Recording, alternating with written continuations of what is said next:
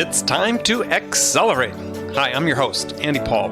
Join me as I host conversations with the leading experts in sales, marketing, sales automation, sales process, leadership, management, training, coaching, any resource that I believe to help you accelerate the growth of your sales, your business, and most importantly, you.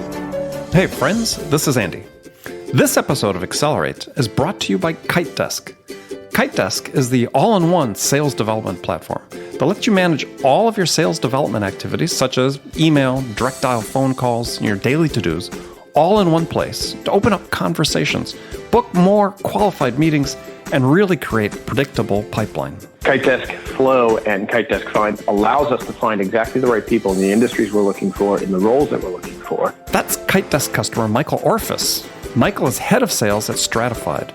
In addition to the all-in-one management of his sales development team's days, KiteDesk helps him with another big part of his job. We have the ability with KiteDesk to do what we call targeted campaigns. Our conversion rate from what we were doing in the past to what we're doing now has been really massive. So you don't have to take tons of time to research, prospect, then blast large lists of people that never turn into sales opportunities. We're seeing higher clicks, we're seeing higher open rates, and without question, we've seen a massive increase in pipeline generation. So, to learn more about KiteDesk, schedule a free demo, and learn how to create predictable pipeline at your sales organization, go to kitedesk.com/accelerate. That's KITEDESK.com/accelerate. Hello, and welcome to Accelerate. I can't tell you how excited I am to talk with my guest today. Joining me is John Miller, founder and CEO of Engagio. John, welcome to Accelerate. Thank you very much. I'm very excited. So take a minute, introduce yourself. I mean, you've got a great background that people should hear about before we start talking about Engagio. Well, sure. So, I'm a marketing technology entrepreneur, and I think some people might say a thought leader. This is my Engagio is my second technology startup. Previously, I was the co-founder and original CMO at Marketo. Many of you probably heard of that. Which was a great success. Yeah, a leader in marketing automation, went public and recently sold to Vista Equity for $1.8 billion. Not bad. Not bad. That would count as a success in most people's book. So how'd you get into marketing? Well, it's funny. My undergraduate degree is actually in physics. I spent my summers doing the fusion research at Lawrence Livermore National Lab, and I actually got into MIT for a PhD program. But I sort of looked at a bunch of my peers who were going off into the quote-unquote business world and thought that at least I should give that a shot. So I ended up deferring MIT for a year, got a job at a management consulting firm, which quickly led me into a company that was doing consulting kind of, back in 1994 around what we would have called CRM today. And that company called Exchange Partners spun out a marketing technology tool that eventually became known as Exchange, which was the leading marketing technology of the mid-90s. So, fast forward a couple of years when I was graduating from business school, looking for a job, it just made natural sense for me to go to a place called Epiphany, which was ultimately ended up being the leading marketing technology of the internet era. So I was actually at Epiphany for a little over 7 years until we finally sold it. And it was coming out of Epiphany. That's when Phil Hernandez and I decided to start Marketo. So kind of fell into marketing technology, but I think that analytical, quantitative way of thinking that I got trained to do with physics has really helped me to kind of be kind of learn marketing and frankly, just operational discipline. Well, it's become much more about data than, Mad Men era about instinct and gut instinct on creating a great tagline. Yep, that's exactly right. So, all right, you disrupted one industry with Marketo, and now what was the impetus for starting Engagio, and what was the disruption you were trying to occur this time? Yeah, well, I think that's best explained with an analogy. The kind of marketing that we were good at Marketo was what I call fishing with a net. And we'd run our campaigns, and we didn't care which specific fish we would catch. We just cared, did I catch enough fish? It's like drag nets Exactly. out by Alaska, right? We don't care what we catch. We want to get tuna, but if we don't get tuna, we'll take whatever we get. Yeah, well, I mean, obviously you do have bycatch when you kind of use that strategy. But even if there's not, even if you're just catching the kind of fish you want, it's not about going after the big fish. It's just kind of getting lots of them. Mm-hmm. What happened at Marketo, though, is we tried to start selling more at market. We tried to sell the enterprise, and we had a list of named accounts. And to use the analogy, we realized that these big fish didn't just happen to swim into our net.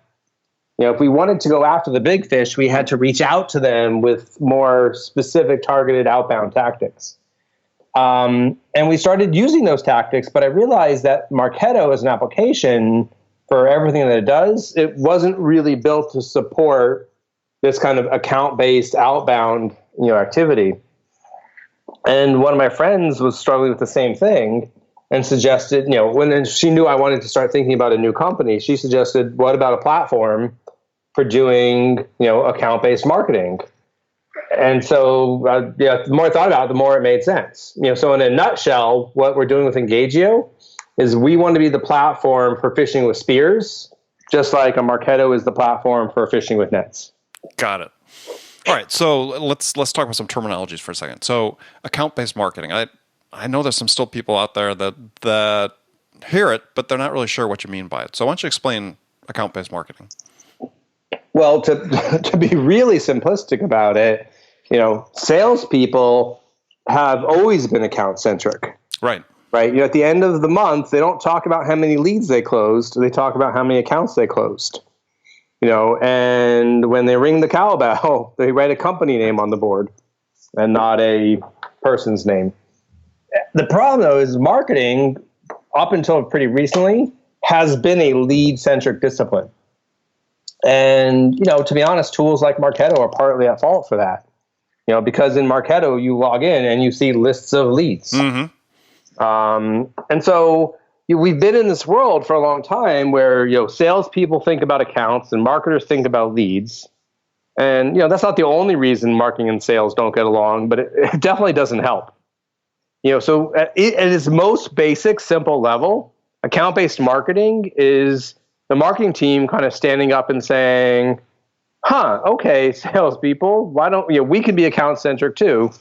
And let's all kind of agree on focusing our efforts onto a certain set of accounts. You put it another way, it's sort of just like the fishing analogy. I think a lot of marketers got drunk on inbound in the last 10 years or so. Oh, yeah. Because we were generating all these leads, and it was amazing. But at the same time... And you sales aren't doing anything with these leads. Well, yeah, which, sometimes marketers would complain about that. But I think that what was going on is sales was saying, all these leads are fine, but I want to go after that guy. All that inbound you're doing isn't helping me go after them. And so again, account-based marketing is just sort of aligning and saying, we want to go after these accounts. Let's find a way to actually go after them. And it's therefore being more relevant, more focused, more personalized in all your interactions. So in the last year now, and I think large part shaped by you in some respects, is the conversation shifting from account-based marketing to term that you use, which is account-based everything. So yeah.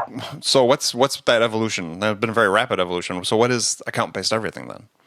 Well, it's funny because, I was one of the proponents of this whole idea of account-based marketing, and now I'm trying to say that that's old and passé. Last year's outdated. But, what happened was I spent the last year really thinking about this idea of fishing with spears. And what does that mean? And how do you actually do that? And what I realized is that marketing as a set of tactics is maybe necessary but insufficient if you really want to reach out to the right people at the right accounts. Because think about it, if what are your marketing tactics? You can buy ads that target those accounts. Right. You can send them a direct mail package. You can hold a dinner, a steak dinner, or invite them to a seminar or something. Mm-hmm. you can maybe you can personalize your website if somebody from that account comes to visit to the site, proactively.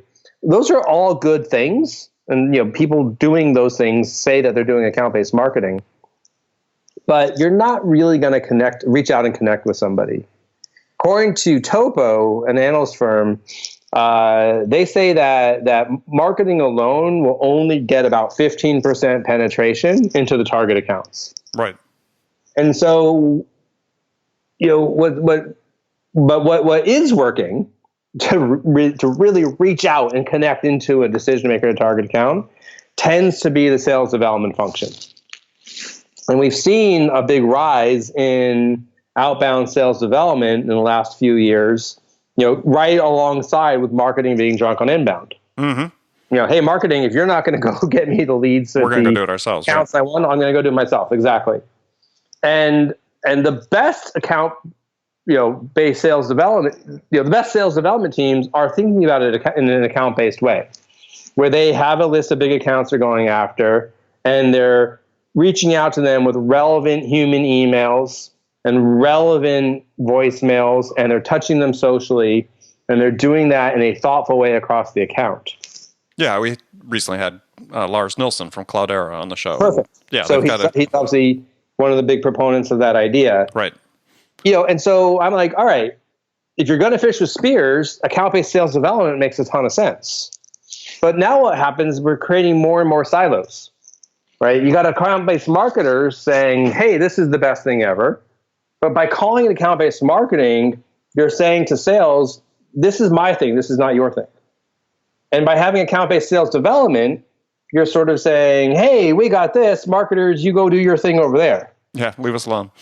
And, I ultimately realized, okay, we need a bigger tent. We need a bigger phrase that sort of, works for everybody.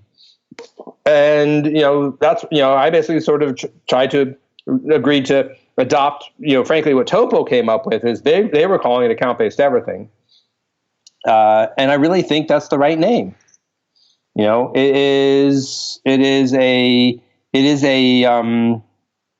is a strategy for aligning and orchestrating marketing and sales development and customer success, into really personalized, interactions across the account, and by the way, that's for new business and for existing customers. And it's something that's very much targeted to the enterprise market.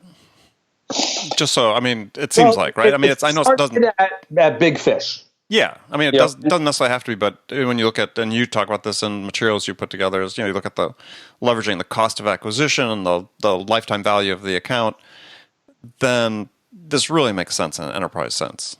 Yeah, and again, I think let's just say all in, you're going to spend approximately 1 year, your first year of annual revenue from a customer on sales and marketing. Right, at least for software as a service businesses, that's a pretty good rule of thumb. Right. So, I don't think you're going, by the time you take into account sales reps payments and salaries and commissions and all that kind of stuff, this is not a strategy for $10,000 deals. No. Right. But I think depending on how you practice it, how much personalization you put into different accounts, I think these ideas can apply at, $25K deals and up. Well, yeah, I think so, because I think one of the things I see is that sometimes the complexity of the sales deal doesn't necessarily map to the dollar value. Yep. In which case, this makes a lot of sense. But of course, the juice needs to be worth the squeeze, right? Meaning, good expression. if you put a lot into it, you should be able to get a lot out of it. Right. Well, I think that's my point. Is I'm not saying that this is a strategy for the enterprise, but the fish has to be big enough to be worth the effort. Okay. But I think the other thing you point out, which is really important, is that, and this is something I think that sort of it's not, logically, it for some people might appear to be counterintuitive, but it's actually not, which is that the account-based everything approach is actually a shorter time to revenue than saying, yeah, let's go do our traditional, inbound-oriented fishing with nets type approach. Well, you'll certainly see results probably faster. No doubt about that. And I think the other key benefit of it is that it's easier. It's easier to think about scaling it. One of the things that happened to me at Marketo is when we were ramping up towards the IPO. They're like, all right, we're growing at X%. John, we'd like to grow at X plus Y%. How much more budget do you need to make that happen? And to be honest with you, it was a hard question to answer. Like, I don't know. If I publish more blog posts, can I guarantee that we're going to grow faster? If I create another ebook, is that going to make that happen? It was like you're as great as inbound is. It does not have a direct connection between investment and outcomes. Whereas in account-based everything, it's a much more linear relationship. If you double the amount of effort you're putting into your target accounts, you will probably get double the amount of pipeline, on the backside. And that's very attractive for a lot of people. Yeah, I mean, it's very methodical. I mean, that's it's one of the things that makes it so appealing, I would think, for somebody that really looks at it. I mean, especially if you look at it sort of in the vein of some of the challenges for enterprise sales you just see, in the challenger customer and some of the CEB data they're coming out, in terms of breadth and diversity of stakeholders and so on within enterprise accounts. Yeah, reaching out to those people, and you need a tool like this. Yep. Well, here's the other thing, which is, enterprise sales people get this, but it's probably worth pointing out for the broader audience. The other problem with inbound is that you don't know who you're going to get. You might get a small company, but even if you get a bigger company, you may not get the senior person. And more likely than not, you're going to get somebody who's searching because they have an existing project in place, which means that you are at best going to be off, column B. Mm-hmm. The other advantage of this account-based outbound model is you're targeting the big fish, but then you're also reaching high into the organization with relevant commercial insight. And you're ultimately using that in a challenger sale or solution sale model to create the opportunity. Right. Which means that you're creating much larger, much more strategic deals. So the deal, the value of the deal, even at the exact same company, is often going to be much larger. I think another thing that you referred to earlier, or started implying about earlier, is that as you do start breaking down these silos, that even in sales, you start having much more of a team approach. I mean, you look at what they're doing at Cloudera. It's not, hey, we've got SDRs in one silo, and we've got account execs, and we've got this precarious handoff thing. Is they're working concurrently on the same opportunity. It's not a serial approach; it's concurrent. Great point. I mean, the traditional model, I think, is too much about handoffs, right? It goes from marketing down the funnel to sales development, down the funnel, to sales. And there's lots of effort expended in trying to figure out who gets credit for what. And a lot of friction involved. This model, everybody is involved throughout, each step in what's hopefully an orchestrated process. Now, that does mean there isn't credit, right? There isn't, oh, great, that deal, that's a marketing-driven deal. Well, that one over there, that's a sales-driven deal, right? These are us-driven deals because, we are using team selling tactics, right, to kind of drive this whole thing forward. And, but that's why this whole idea of orchestration becomes so important, because if you're going to start to do this team selling at scale, you've got to have some process for making sure that all the right people are doing the right things at the right time. That's what orchestration is all about. Yeah, and the orchestration, to me, it's like a further evolution of sort of sales process engineering. The increased specialization of the sales function. I mean, sort of, as I've been learning what you're doing, it sort of calls to mind a little bit. I don't know if you read The Machine by Justin Roth Marsh. Interesting book about how to engineer the sales process. It sort of seems like it starts dovetailing a little bit with what you're talking about here. I haven't read that one, but it actually sounds really interesting. Yeah, you should. I mean, it's. I think you'd enjoy it. And he's been a guest on the show. Or you can listen to the episode we did aired a couple months ago. So last point before we jump into your ebook you just got, one thing I just want to make really clear is because one thing I hear a fair amount, and is that, yeah, gosh, I've been a major account manager. This is something I've always been doing, this type of thing. Mm-hmm. But I think I spoke to someone just a week ago. Somebody had been at IBM saying, "Oh yeah, we practiced this for a long time." But it's not the same. I mean, there's elements that there is and an element that isn't, right? I mean, like parts of this are just doing what a really good enterprise rep would do, right? Mm-hmm. Really good enterprise reps know how to use their company's resources, right? They know when to pull in the executive, and they know how to brief that executive to be effective. They know when to bring in marketing to support them. They know when to bring in their sales executive on top of them. And they will manually orchestrate those interactions. And that's the point though, right? Is they have to do that manually. They're the coordinator. They're taking their selling time away, as opposed to, and we'll talk about Engagio, is instead of putting together and orchestrating a play that involves multiple people with multiple responsibilities, do it more efficiently.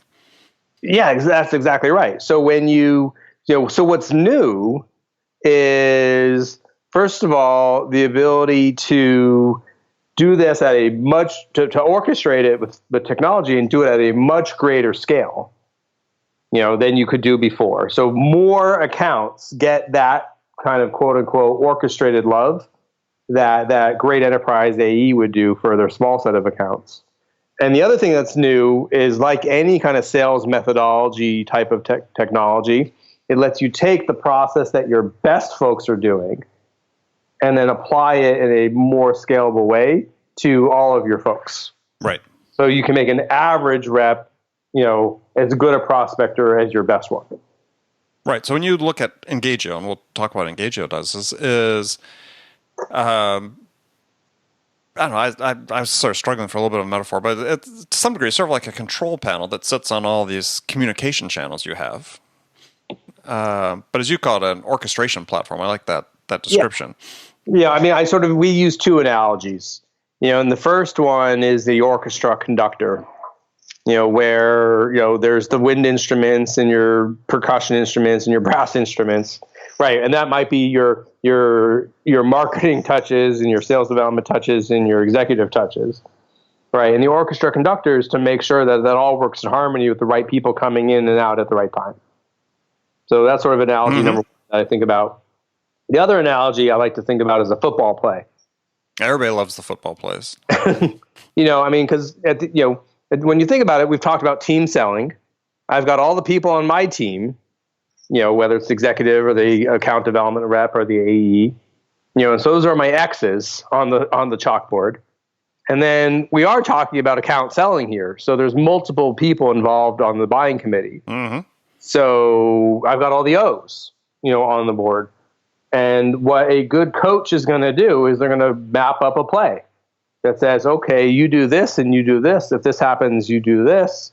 And it's really sort of saying who's doing what kind of interactions with which kind of people at which point in time.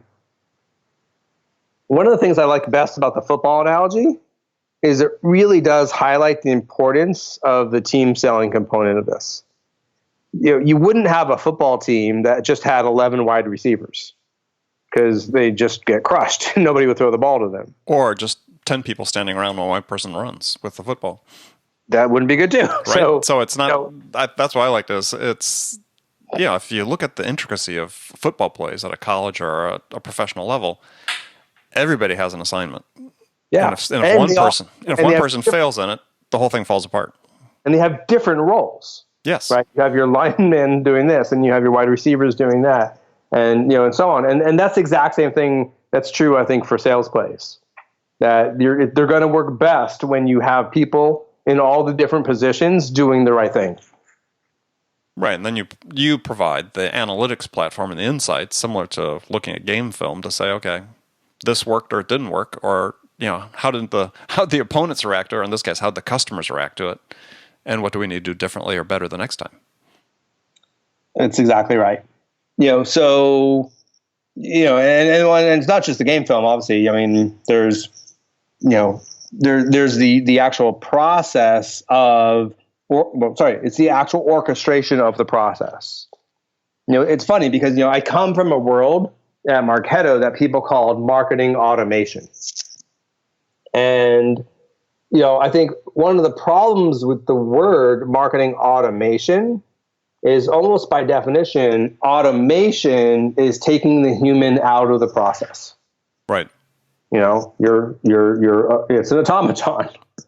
And the stuff that we're talking about is essentially human at the core. It is a human sending an email to a human. That is a human making a phone call. And so, automation. If you look at what our technology does, we're not automating anything, but what we are doing is we're orchestrating it to make sure that every person knows what to do at each point in time. Yeah, as I read your book and educating myself about account-based everything is that, yeah, to me I think it, and I'm a huge proponent in everything I write about the importance of the human element in sales. Is I think this accentuates the human, or gives the opportunity to accentuate the human. I mean, you just look at simple example you have in the video on the start of your website, which encourage people to go see, is clear example. You're talking about example of a play is sending a bottle of wine to a CEO of a prospect. And, there's like 3 or 4 different people involved in doing that. And in the past, we said if you're trying to good AE at a major account was going to go do that, that would take a lot of coordination, right? It's got to go to because the SDR, you'd have an SDR to actually send the wine. You've got to get to the CEO to send the follow-up email. And so you have to coordinate with the person's assistant to make sure that happens. And then, the AE has to send his own email. It's like, wow. But instead, you got this play that you can set up that helps make that happen in much more, I hate to use the word, but automated fashion, orchestrated fashion. Yeah. Well, I think that's all right. And if I can, I just want to make one point about what does the opposite of this look like? Because the opposite of this is what I've started calling sales spam.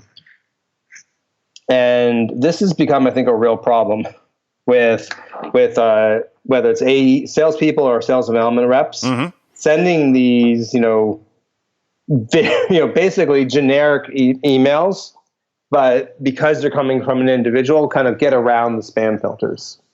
But we all recognize them for what they are. You receive them, I receive them. Yeah, we know what they are.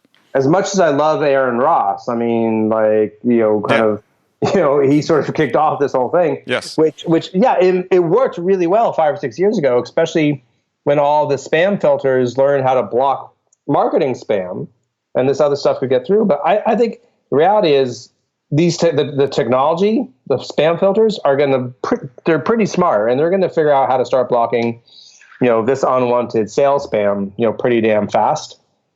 Well, yeah, I mean, you just look at the curve of adoption. I mean, the fact is, up to this point, it's been the real early adopters been doing that.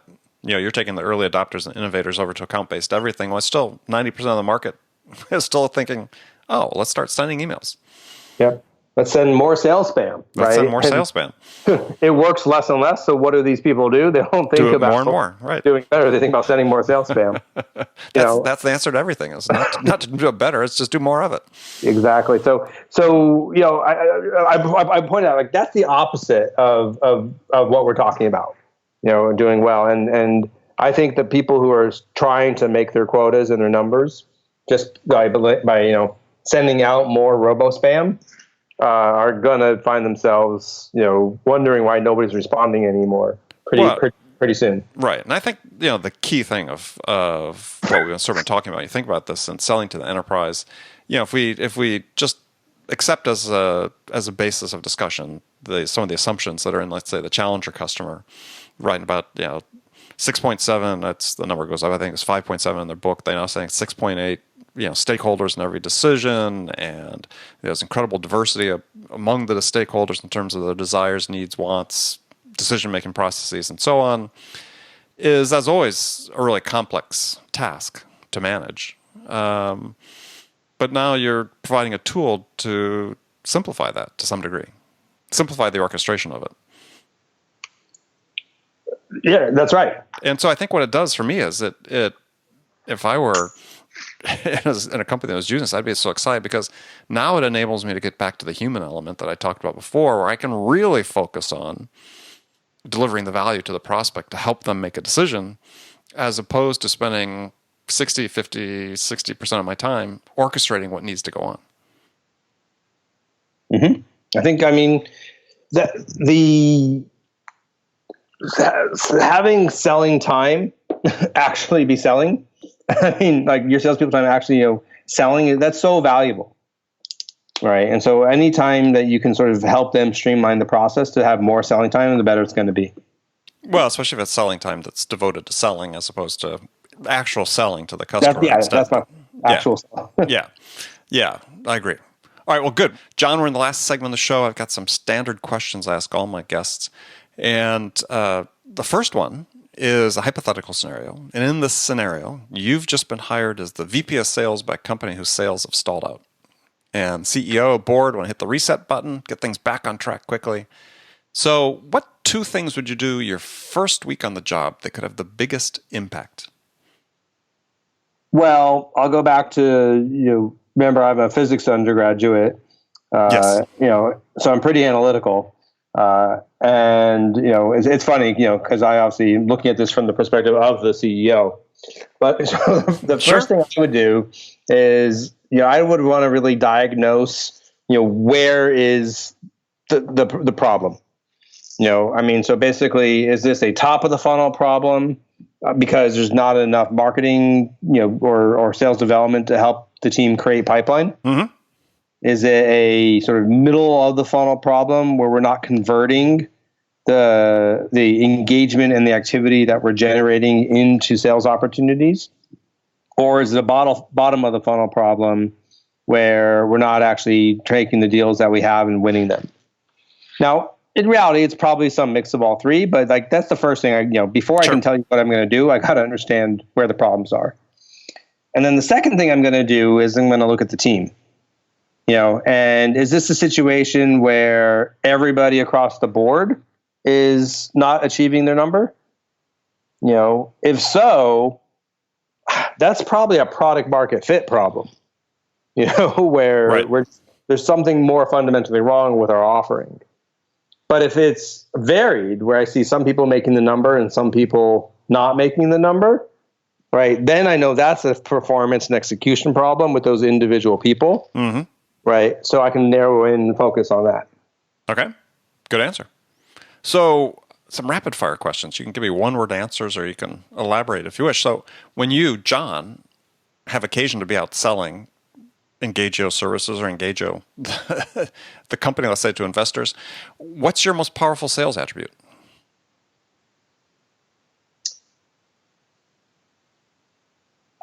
I think I come across very credible. As both a domain expert in my space and also as a, just software as a service executive who has done this before. Right. And, a little bit, that means I get to, rest on my laurels, because, just no matter what I do, I'm going to have some just innate credibility. Yeah. Kind of as I go out to people. But I certainly try to take advantage of that and lean into it by, embracing thought leadership and other things that are about credibility. Okay. So who's your sales role model? Well, as not being a sales executive specifically myself, right? I'll answer that like, where do I go to learn about kind of selling and sales best practices? And one of the places that I personally find is saying some of the smartest stuff out there that I'm reading is the analyst firm Topo. Mm-hmm. Led by Craig Rosenberg. Yep. And some of the other folks that he's built with the analyst firm. So looking at him, looking at like Trish Bertuzzi in the sales development world. Obviously Jason Lemkin at SaaStr. Like just these are the people I'm going to kind of learn and think about kind of cutting edge in sales. Okay. Yeah, most of those, except for Jason, have been guests on the show. One book you'd recommend that every salesperson read? That every salesperson would read? Mm-hmm. Well, Challenger Sale. I mean, that's probably a pretty common answer you get on the show. But, one of the things that I think is... Not as much as you'd think, actually. Really? One of the things that's just so inherently true about this whole idea of account-based everything is at the end of the day, it's about trying to engage these target executives in valuable conversations that bring commercial insight, where commercial insight teaches them something new in a way that's really tailored to their business. Exactly. So, in a nutshell, the challenger sale is, at the core of a good account-based everything strategy. Yep. All right. So, good answer. Last question for you then. What music is on your playlist these days? So my family's gotten pretty obsessed with the Hamilton musical. Yes. Have you seen it yet?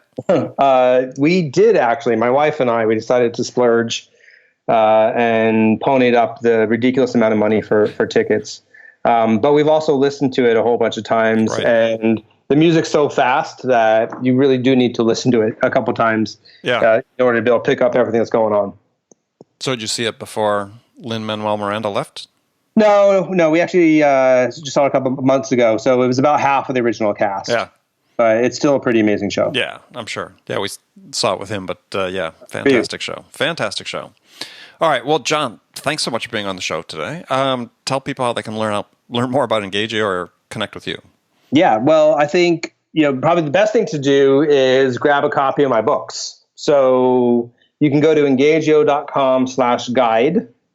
And from there, you can download my book I wrote last year, The Clear and Complete Guide to Account-Based Marketing, as well as this, my new one, The Clear and Complete Guide to Account-Based Sales Development. And obviously put them together and you've got the manual for account-based everything. Perfect. Excellent. Well, good. Well, John, thanks very much for being on the show. And remember, friends, thank you. And remember, friends, thank you for making it part of your day to join us. And remember, make it part of your day as well to deliberately learn something new to help you accelerate your success. And an easy way to do that is take a minute, subscribe to this podcast, Accelerate, and that way you won't miss any of my conversations with top business experts like my guest today, John Miller, who shared his expertise about how to accelerate the growth of your business. So thanks for joining me. Until next time, this is Andy Paul. Good selling, everyone.